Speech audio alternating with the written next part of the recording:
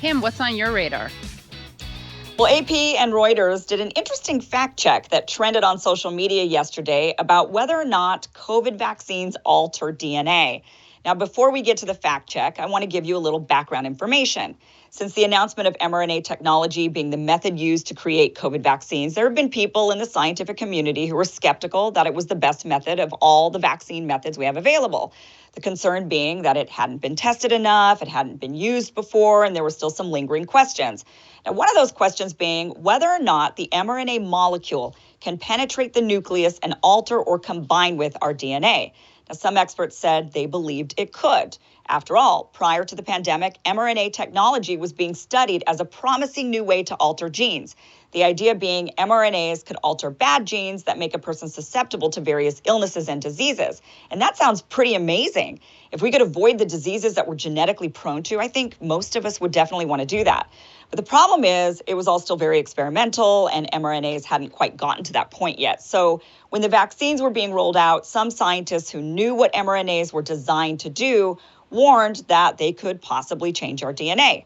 Now, obviously, this set off a frenzy amongst people who were already vaccine hesitant, and anyone who cited this as a concern was then labeled a conspiracy theorist. So that is where this claim came from, and apparently a study by some Swedish scientists, which we'll get into, was trending on social media to the point AP and Reuters decided to issue some fact checks. So here's AP's fact check. Social media users are citing months-old study from Sweden to push the unproven theory that mRNA COVID-19 vaccines permanently alter recipients' DNA. Experts and the study authors say the research is being misinterpreted. Here are the facts. I want to just so you know, hone in on that word permanently. So they are kind of giving some they're qualifying it a bit.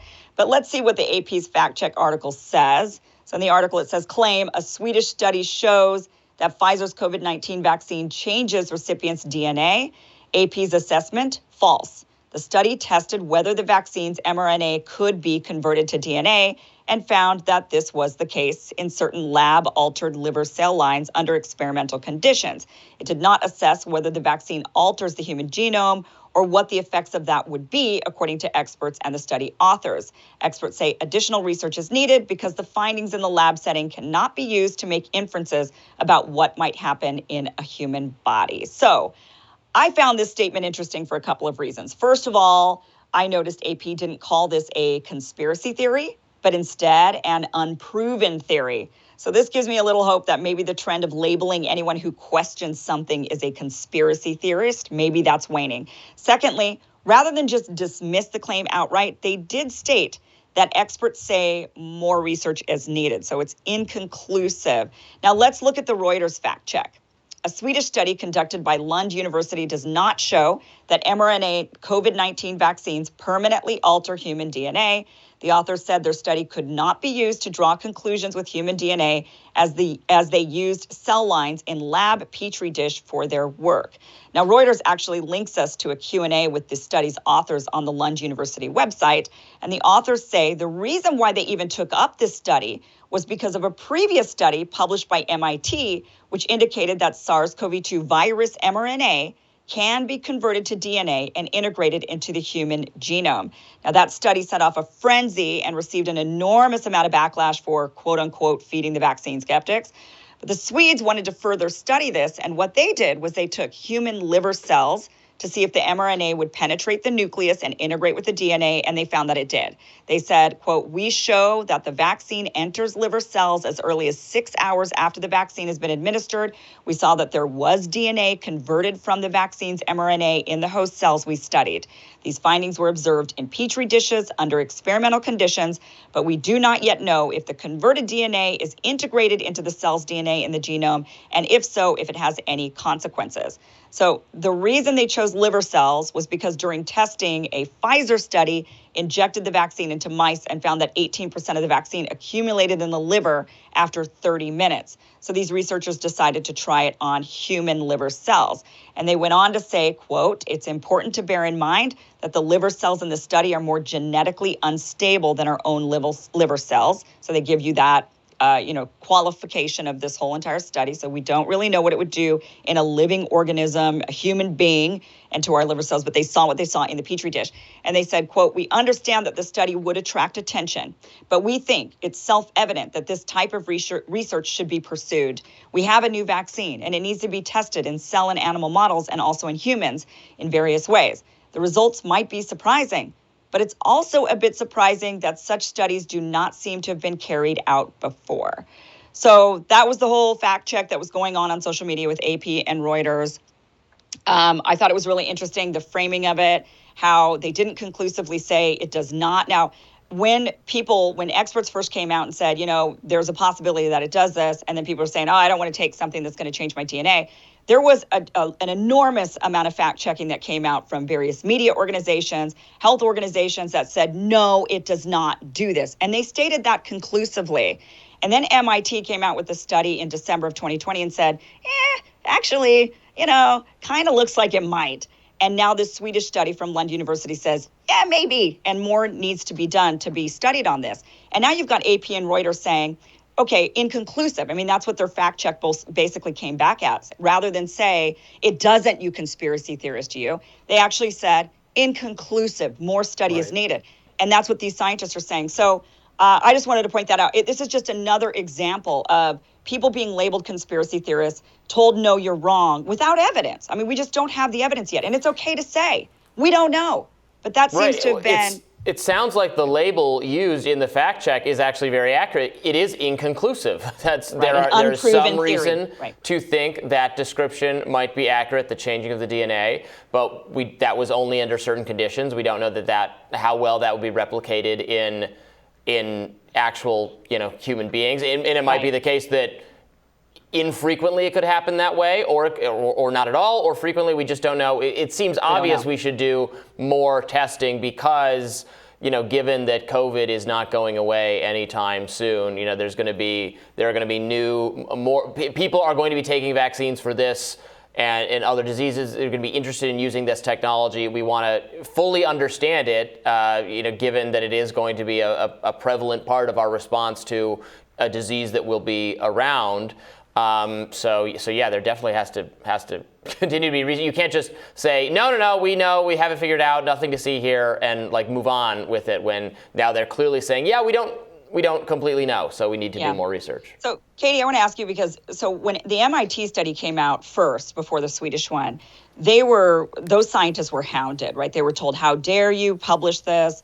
This is just going to feed the conspiracy theorists. And the other side, the criticism that they say they received wasn't really on the science itself. It was just on the effects of what the science would do to people and their minds. And we see this a lot in a variety of scenarios, not just with vaccines and COVID, but we see this, this sort of dynamic of, religion will do this a lot, right? They say, well, we don't want to even talk about this other thing, like an alien, what if there are aliens I know Robbie loves this. What if there's aliens on foreign planets?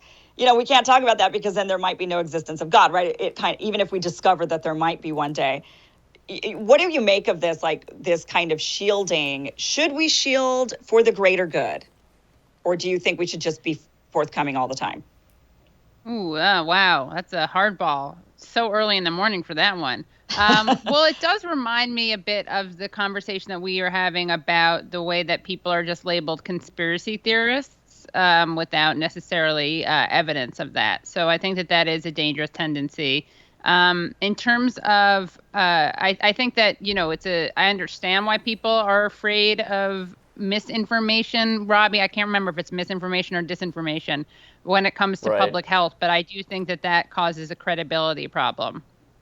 Disinformation is if you're purposefully doing it to try to dissuade, and misinformation is just if you mistakenly, I think, have the wrong information. Is that how the two? That's how it can be defined. Well, I'm now seeing some people essentially define disinformation. The information might not actually be false, but it's coming from a source that has some agenda or something that's hostile to the person wielding the term. So that's how they allow under the theory that Russia had something to do with the Hunter Biden laptop, even though we actually don't know that that's the case. And there's like the most credible theory is that that's not the case. But they would, if it had been planted by or whatever, the hacking of the emails, it can be disinformation, even if the information is true, because the source is like that's according to the disinformation reporting people. Obviously, I think that framing is pretty suspect and is being used to get around the fact that we're just talking about true information. But that is a good point, Kim, that the epidemiologists, the public health bureaucracy's